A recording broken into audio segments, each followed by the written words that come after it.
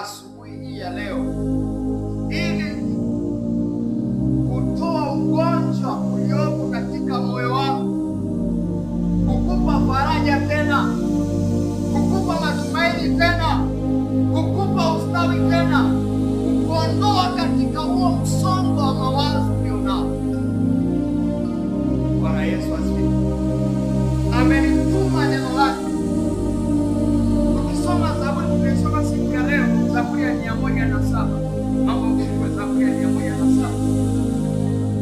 Zaburi ya 107 ule mstari wa 20 anasema, ulituma neno lake kuwaponya, kuwatoa katika maangamizi yao.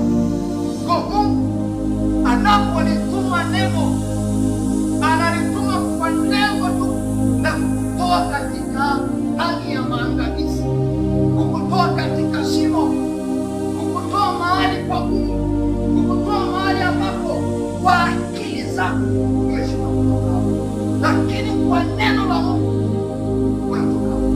Sema amen. Sema amen. Kwa neno la Mungu unatoka hapo. Ulituma neno lake kwa ajili ya kwenda